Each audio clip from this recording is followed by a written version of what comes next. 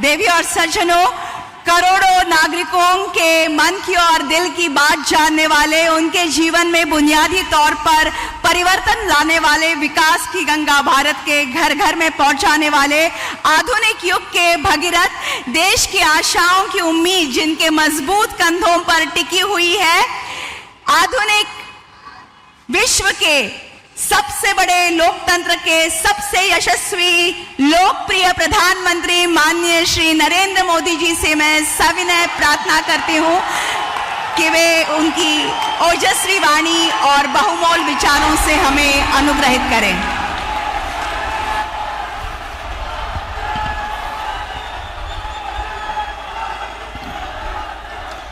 जय भवानी, जय भवानी, जय शिवाजी। छत्रपति शिवाजी महाराज की, छत्रपति शिवाजी महाराज की। समस्त मुंबई कराना माझा राम राम। कसे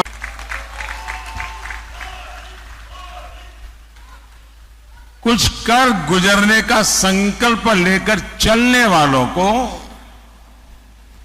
मुंबई ने कभी निराश नहीं किया है। इस ड्रीम सिटी में मैं आपसे 2047 के ड्रीम को लेकर के आया हूं।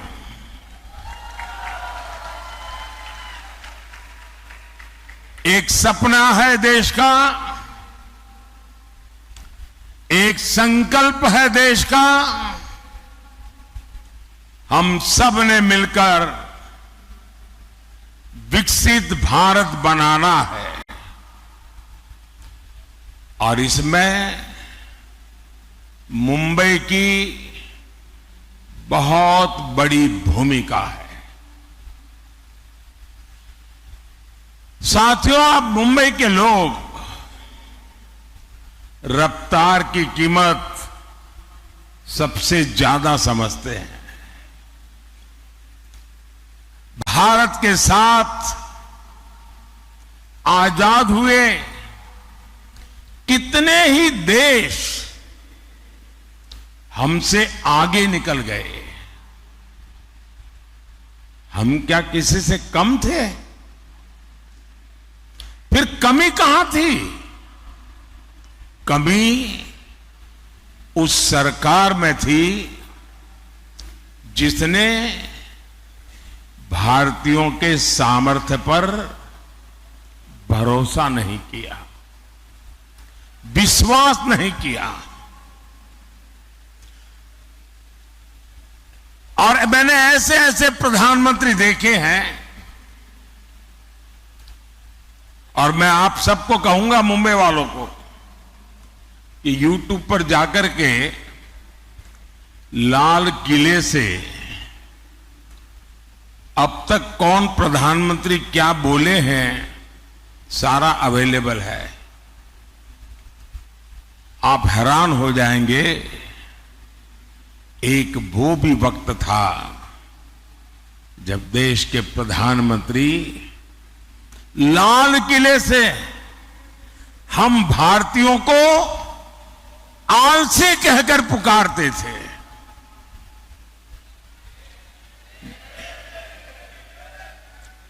जिन सरकारों की सोच ऐसी रही हो, वो देश को कभी आगे नहीं बढ़ा सकते। मैं आज पूरी गंभीरता से कह रहा हूं,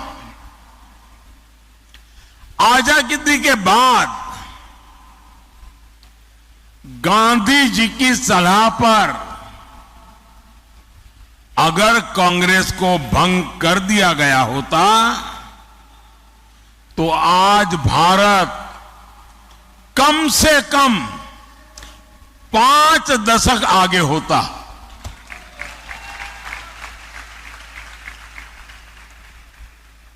आजादी के बाद भारत की सभी व्यवस्थाओं का जो कांग्रेसीकरण हुआ, उसने देश के 5 दशक बर्बाद किए हैं। साथियों, देश आजाद हुआ तो भारत दुनिया की 6ठी बड़ी अर्थव्यवस्था था। हम दुनिया में नंबर 6 पर थे। और 2014 में जब कांग्रेस गई और हमें जब सत्ता सुपुर्द की, तब देश की अर्थव्यवस्था 6 नंबर से 11 नंबर पहुंच गई थी। ये इन्होंने काम करके गए हैं। और जब से आपने इस सेवक को काम दिया, 10 साल में आज देश दुनिया की 5वें नंबर की आर्थिक ताकत बनकर के खड़ा है।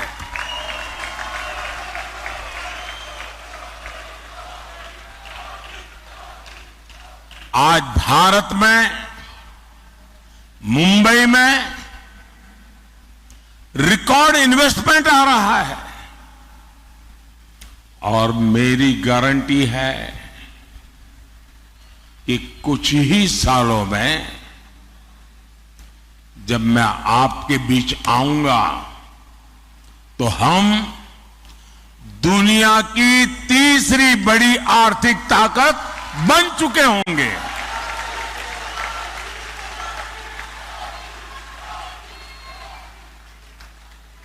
और मैं आपको भी गारंटी देने आया हूं, और मैं आपके बच्चों के लिए विश्वास लेकर के आया हूं। मैं आपको विकसित भारत देकर जाने वाला हूं।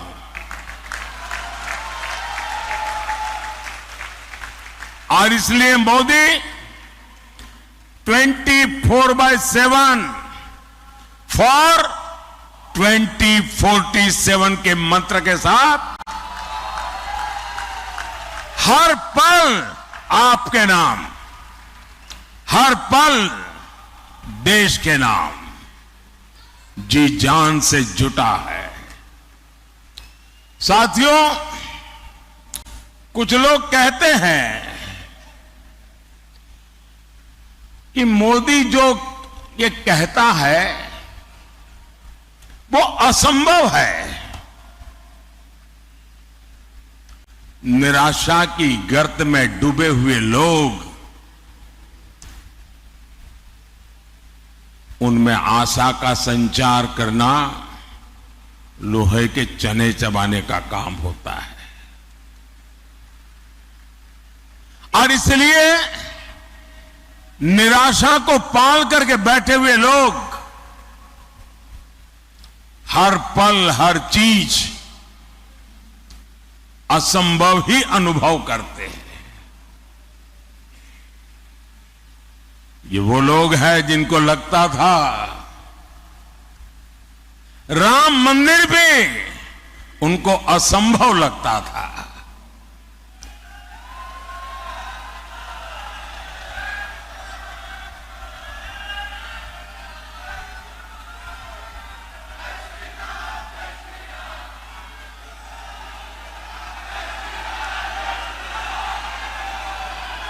साथियों, दुनिया को कभी न कभी इस बात को स्वीकार करना पड़ेगा कि भारत भूमि में रहने वाले लोग अपने विचारों के इतने पक्के थे, अपने इरादों के इतने पक्के थे कि एक सपना लेकर के 500 साल तक लड़ते रहे।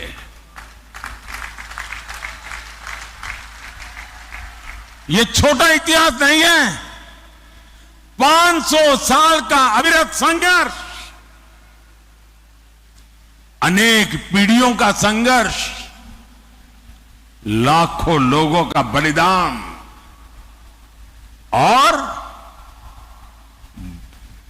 500 साल तक संजोया हुआ सपना आज रामलला भव्य मंदिर में विराजमान है।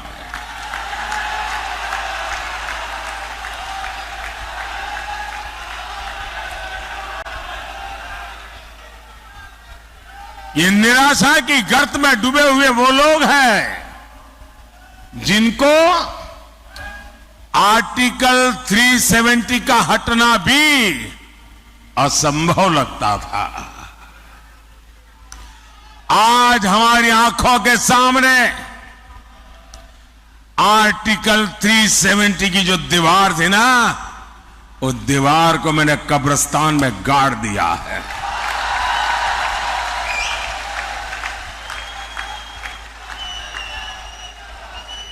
और जो सपने संजो रहे हैं कि वे कभी 370 पुनर्जागरण करेंगे, फिर से लगाएंगे, वो कान खोल करके सुन ले। ये विरासत मामूली विरासत नहीं है। दुनिया की कोई ताकत दोबारा 370 नहीं ला सकती है।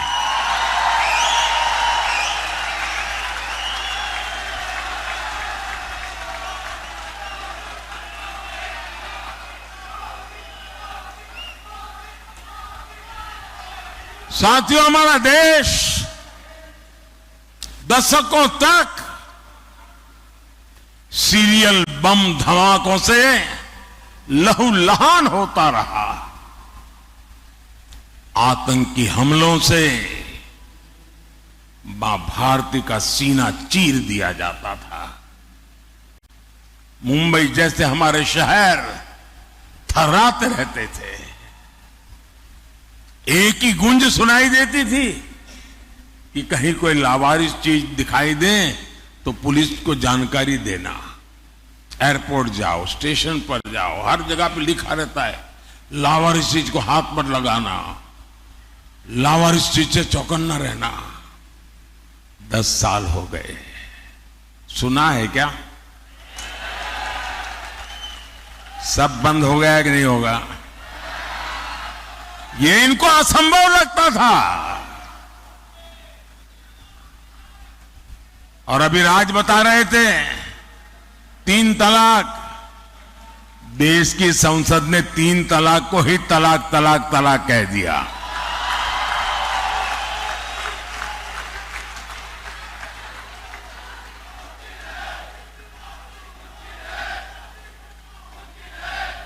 महिलाओं को 33% आरक्षण, 40 साल तक इंतजार करते रहे लोग। संसद में बहस होती थी और जो आज संविधान को सर पर रख करके नाच रहे हैं, उन लोगों ने पार्लियामेंट में 33% आरक्षण के बिल को छीन करके फाड़ दिया था।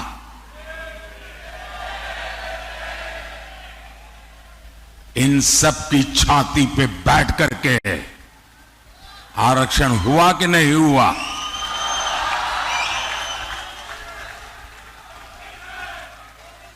कांग्रेस 60 साल तक कहती रही कि गरीबी हटाएंगे, और इनकी तो फैशन थी। और आप सचमुच में थोड़ा जो हिस्ट्री में रुचि रखते हैं, जरा देख लीजिए। आप लाल किले से इन प्रधानमंत्रियों के भाषण सुनेंगे और इन परिवार के सभी प्रधानमंत्रियों के भाषण सुनेंगे, तो उनके 20-25 मिनट के भाषण में 10 मिनट वो गरीबी पर बोलते थे। और कोई भी चुनाव का उनका भाषण सुन लीजिए, वो गरीब गरीब गरीब गरीब गरीब गरीब गरीब गरीब गरीब गरीब गरीब गरीब गरीब गरीब गरीब गरीब गरीब गरीब माला ही जपते रहते थे। लोगों की आंख में धूल झोंकते थे और गरीबों को एहसास कराते रहते थे कि तुम तो गरीबी में जीने के लिए ही पैदा हुए हो। इस देश में गरीबी को हटाना असंभव लगता था। भाइयों बहनों, मोदी ने 10 साल में 25 करोड़ लोगों को गरीबी से बाहर निकाल करके दिखा दिया है।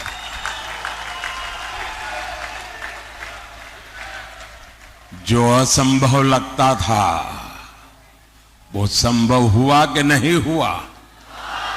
संभव हुआ कि नहीं हुआ? ये किसने संभव बनाया? ये किसने संभव बनाया? ये किसने संभव बनाया? कौन सी ताकत है जिसने ये किया है? ये कौन सी ताकत है? मोदी नहीं, ये आपके वोट की ताकत है ना, इसके कारण हुआ। ये आपके वोट का सामर्थ्य है। और इसलिए मैं, जो अपने बच्चों का उज्जवल भविष्य चाहते हैं, जो शांति और सुरक्षा चाहते हैं, जो विकास के अनगिनत अवसर चाहते हैं, जो भारत को विश्व में माथा ऊंचा करके जीने वाला देश के रूप में देखना चाहते हैं, ऐसे हर नागरिक को कहता हूं, जरा घर से बाहर निकलिए और अपने वोट का उपयोग कीजिए।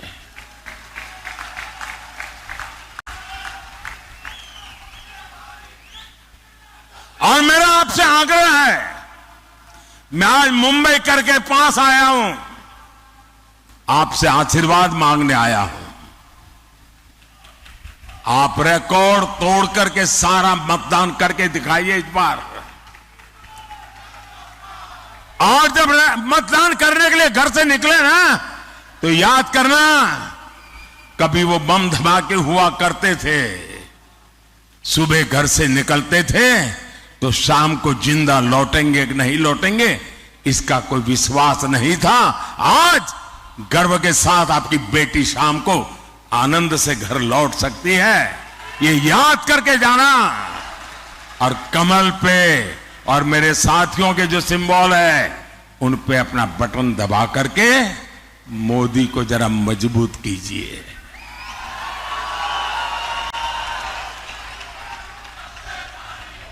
आपका एक वोट राष्ट्र हित में बड़े फैसलों का आधार बना है, और इसलिए एक एक वोट जरूरी है।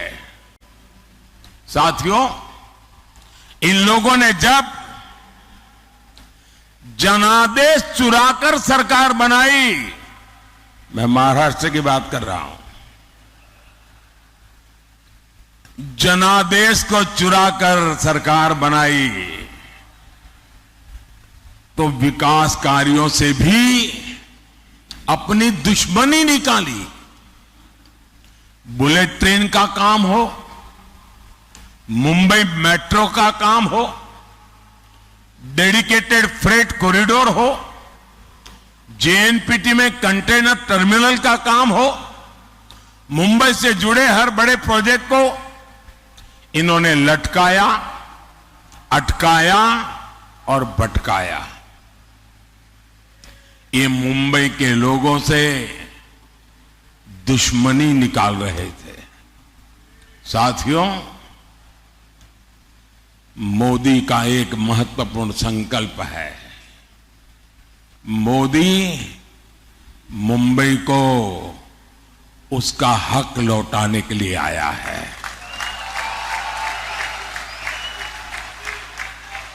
आज दुनिया का आधुनिकतम इंफ्रास्ट्रक्चर मुंबई को मिल रहा है। आज यहां अटल सेतु है, मुंबई मेट्रो का विस्तार हो रहा है, मुंबई लोकल का आधुनिकीकरण हो रहा है, नवी मुंबई में एयरपोर्ट बन रहा है, वंदे भारत ट्रेनें चल रही हैं, और वो दिन दूर नहीं जब देश की पहली बुलेट ट्रेन मुंबई को मिलेगी।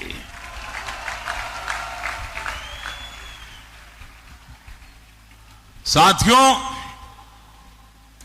आगे बढ़ते हुए भारत में एनडीए गठबंधन रोजगार के नए नए सेक्टर्स बना रहा है।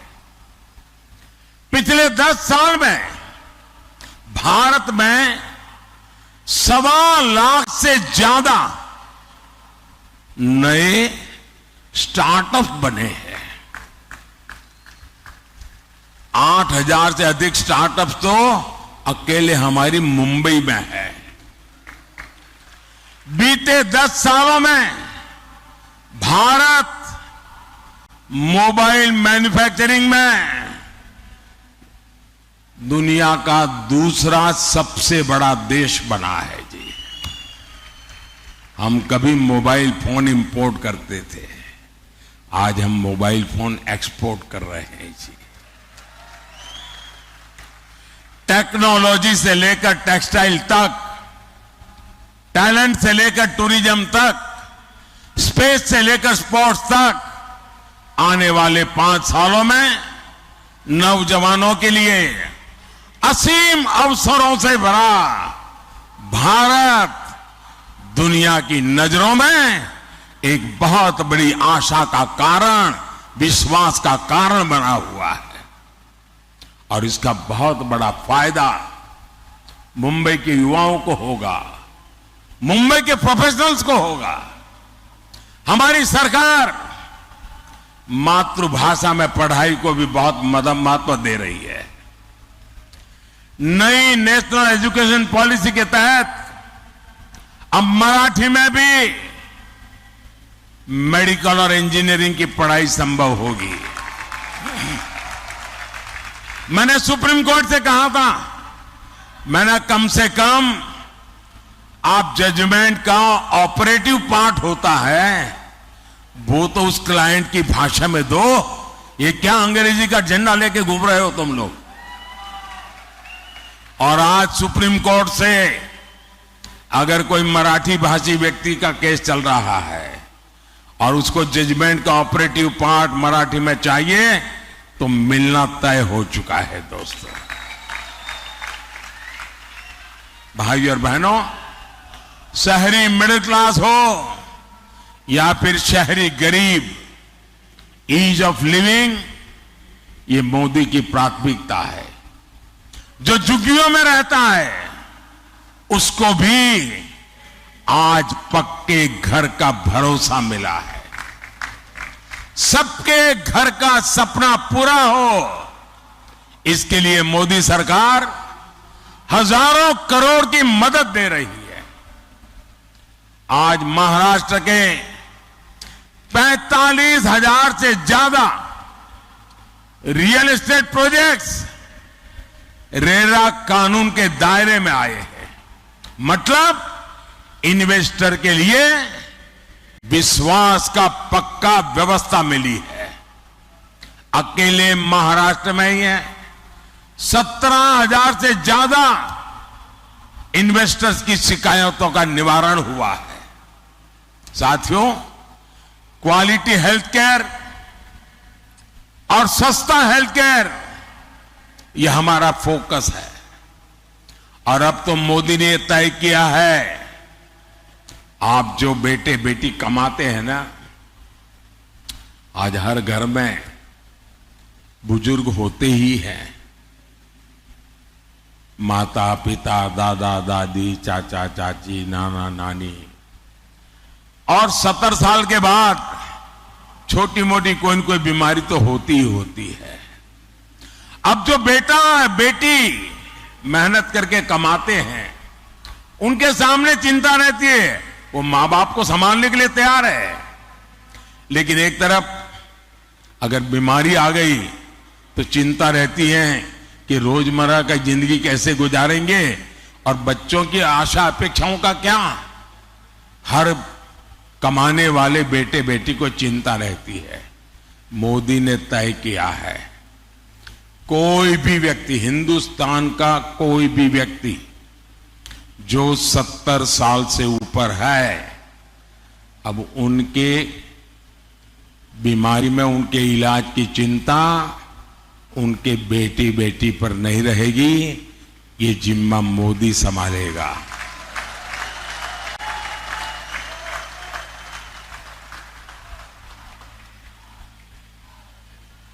हम जानते हैं मेडिकल इंश्योरेंस कराने में आपको कितनी दिक्कत आती थी, वो भी अब भूल जाइए।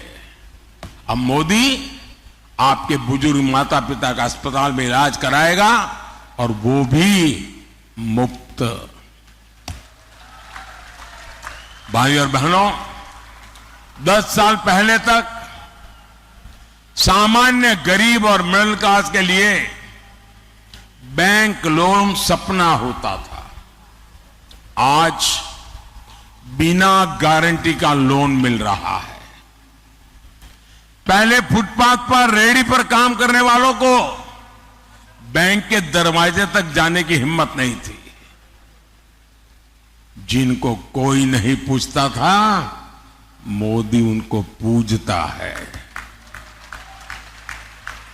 और मैं हमारे शिंदे जी वगैरह का आभार व्यक्त करता हूं कि एक आध साल पहले मुझे यहां बुलाया था और करीब 1 लाख रेहड़ी पट्टी वाले भाई बहन इकट्ठे हुए थे और उनको हजारों करोड़ रुपया बैंक से लोन मिला था। उनकी पूरी जिंदगी बदल गई। वरना पहले क्या था, रेहड़ी पटरी वालों को साहूकार के प्याज से बहुत महंगे ब्याज में पैसे लेते थे और कारोबार में से ज्यादा पैसा ब्याज में चला जाता था।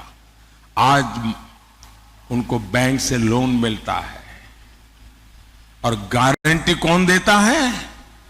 गारंटी मोदी देता है। बिना गारंटी पैसे मिलता है। और ये मेरे रेहड़ी पटरी वाले भाई बहन पाई पाई समय पर चुकता करते हैं, बैंकों पर कोई बोझ नहीं होने देते हैं। साथियों, मोदी के पास 10 साल का रिपोर्ट कार्ड है और 25 साल का रोड मैप भी है। और दूसरी तरफ इंडी गठबंधन वालों के पास क्या है? जितने लोग उतनी बातें, जितने दल उतनी घोषणाएं और जितने दल उतने प्रधानमंत्री। कांग्रेस के माओवादी मैनिफेस्टो में जितनी घोषणाएं हैं, अगर उनका हिसाब लगाएं तो देश दिवालिया हो जाएगा। इनकी नजर हमारे मंदिरों के सोने पर है। इनकी नजर महिलाओं के मंगलसूत्र पर है। इन लोगों ने 50% इनहेरिटेंस टैक्स का आइडिया फ्लॉट किया है। यानी आप अपने बच्चों को अपनी विरासत नहीं दे पाएंगे। आपने कितनी मेहनत करके कितना ही कमाया हो, इकट्ठा किया हो, आधा ये सरकार छीन लेना चाहती है, आपको बच्चों को नहीं देने देगी। ये आपकी प्रॉपर्टी का एक्सरे करके अपने वोट बैंक को, जो वोट जिहाद करते हैं ना, उनको देने के लिए वो निर्णय कर चुके हैं। साथियों, ये इनके इरादे बड़े खतरनाक हैं। कांग्रेस के लिए ये अस्तित्व बचाने की लड़ाई है। वो किसी भी हद तक जा सकती है। साथियों, मुंबई तो भारत का इकोनॉमिक पावर हाउस है। आप देखिए, 10 साल पहले शेयर बाजार कहां था और आज कहां है। आज देश के लाखों लाख छोटे छोटे निवेशक बाजार से जुड़े हैं। दुनिया के 4th लार्जेस्ट स्टॉक मार्केट पर देश दुनिया का भरोसा बढ़ता जा रहा है। इंडिया गाड़ी वाले जो साजिश से रच रहे हैं, उसका एक मकसद इस भरोसे को भी तोड़ना है। मैं आपको सावधान कर रहा हूं, कांग्रेस और इंडिया गाड़ी की माओवादी इकोनॉमिक्स मुंबई के पहिए ही जाम कर देगी। दोस्तों, मैं कल्पना करता हूं कि इनकी सोच देश के लिए कितनी बड़ी भयंकर आर्थिक स्थिति पैदा कर सकती है। साथियों, मुंबई चैत्य भूमि से प्रेरणा पाती है। ये भी हमारी सरकार है जिसने चैत्य भूमि सहित देश दुनिया में बाबा साहब के पंच तीर्थ विकसित किए हैं। साथियों, शिव तीर्थ की इस भूमि में यहां कभी बाबा साहब ठाकरे और वीर सावरकर की हुंकार गूंजी थी, लेकिन आज विश्वासघाती अघाड़ी को देखकर उनकी आत्मा को कितना दुख होता होगा। ये नकली शिवसेना वाले, इन्होंने बाला साहब को धोखा दिया, इन्होंने शिव सैनिकों के बलिदान को धोखा दिया। सत्ता के लिए ये राम मंदिर को गाली देने वालों के साथ चले गए। सत्ता के लिए ये मुंबई हमले के बाद पार्टी कर रहे लोगों के साथ चले गए। जो कांग्रेस दिन रात वीर सावरकर को गालियां देती है, आज उसकी गोद में बैठे हैं। और मैं एनसीपी के नेता को चुनौती देता हूं, आप राहुल से बयान करवाइए कि वो जीवन में कभी भी वीर सावरकर का अपमान नहीं करेगा। जरा एक बयान करवा दीजिए। अभी उन्होंने चुनाव है इसलिए चुप करवाए, ताला मारा है उसको, लेकिन जरा बुलवा दीजिए एक बार कि मैं जीवन भर वीर सावरकर के खिलाफ एक शब्द नहीं बोलूंगा। जरा एक बार बुलवा लीजिए उनको। वो नहीं कर सकते क्योंकि उनको पता है चुनाव खत्म होते ही फिर से वीर सावरकर को गालियां देना शुरू करने वाले हैं।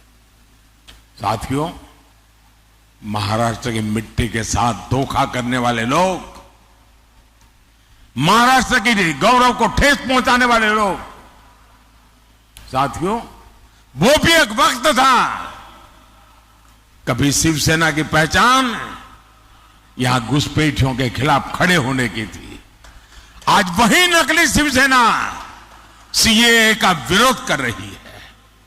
इनको अब हिंदुओं, बौद्ध, जैन, सिख शरणार्थियों को नागरिकता देने पर भी आपत्ति है। हिंदुस्तान में ऐसा हृदय परिवर्तन किसी पार्टी का नहीं हुआ जैसा अभी की नकली शिवसेना का हुआ है। साथियों, अपने वोट बैंक को खुश करने के लिए, तुष्टीकरण के लिए इस पूरी अघाड़ी ने पूरी मुंबई को, पूरे देश को धोखा दिया है। जिस कसाम ने मुंबई करों को दहलाया, इस शहर को खून से रंग दिया, ये लोग उसको क्लीन चिट दे रहे हैं। जिस पाकिस्तान की आज दुनिया में कोई नहीं सुन रहा, ये अघाड़ी वाले सर्जिकल और एयर स्ट्राइक पर उसी पाकिस्तान की भाषा बोल रहे हैं। ये हमारी सेना को झूठा करार दे रहे हैं। छत्रपति शिवाजी महाराज की इस धरती का इससे बड़ा अपमान और क्या होगा। साथियों, इंडिया गाड़ी वाले लगातार बाबा साहब आंबेडकर का, हमारे संविधान का भी अपमान कर रहे हैं। बाबा साहब धर्म के आधार पर आरक्षण के खिलाफ थे।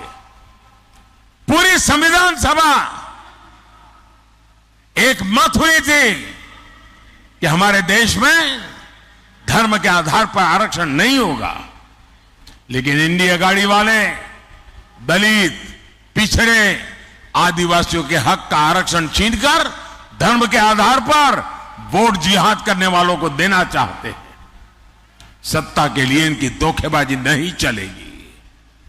आर्टिकल 370 हटाकर देश में एक संविधान लागू कराने वाला मोदी संविधान का सबसे बड़ा रक्षक है। और जो लोग आज संविधान को माथे पर लेकर के नाच रहे, उन्होंने पहले संविधान के शरीर को तोड़ा। हमारे संविधान की जो पहली प्रत है उसमें एक हिस्सा है संविधान के संबंध में लिखा हुआ बातें, दूसरा उसमें चित्रकाम है। वो सब मिला करके एक संविधान बना है और इन चित्रों में हजारों साल की हमारी विरासत को चित्रांकित किया गया है।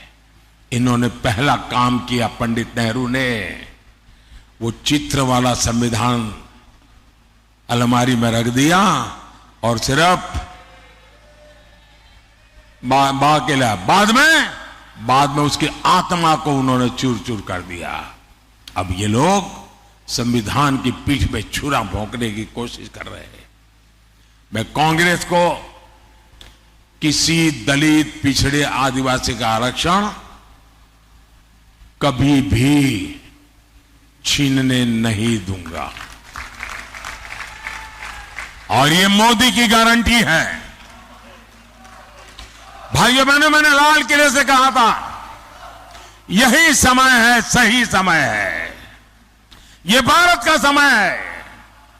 इस समय का चक्र तेजी से चलता रहे, इसकी बहुत बड़ी जिम्मेदारी मुंबई की है। हर मुंबई को मतदान करना है, सारे रिकॉर्ड तोड़ने हैं। भाजपा और शिवसेना के हमारे सारे उम्मीदवारों को विजयी बना करके दिल्ली भेजना है। हमारे एनसीपी के साथियों को,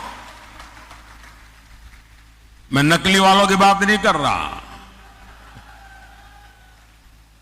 मुंबई नॉर्थ लोकसभा से श्रीमान पीयूष गोयल जी,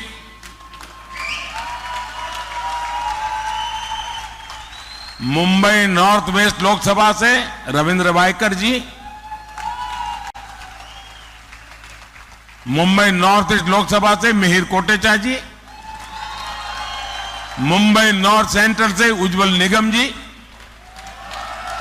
मुंबई साउथ सेंट्रल से राहुल सोयवाले जी, मुंबई साउथ लोकसभा से श्रीमती यामिनी यादव जी। इन सभी के पक्ष में 20 मई को ज्यादा से ज्यादा मतदान करना है और जब आपको वोट देंगे ना आप इनको, वो वोट सीधा का सीधा मोदी के खाते में जाएगा।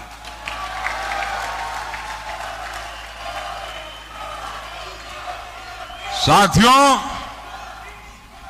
मैं पूरा हिंदुस्तान घूम के आया हूं और मैं विश्वास से कहता हूं इस बार के चुनाव नतीजे पुराने सारे रिकॉर्ड तोड़ने वाले होंगे।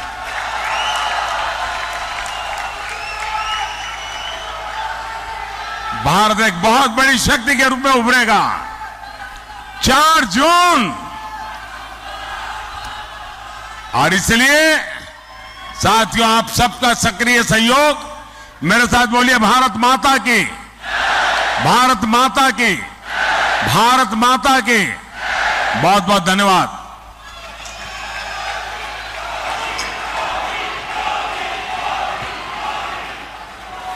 आपका संबोधन पूंजी के रूप में हमारे लिए प्रेरणा का स्रोत बना रहेगा। नव भारत के जनक माननीय मोदी जी का प्रति मैं आभार प्रकट करती हूं। बहुत बहुत धन्यवाद। देवी और सज्जनों, हम सब मोदी जी का परिवार अब की बार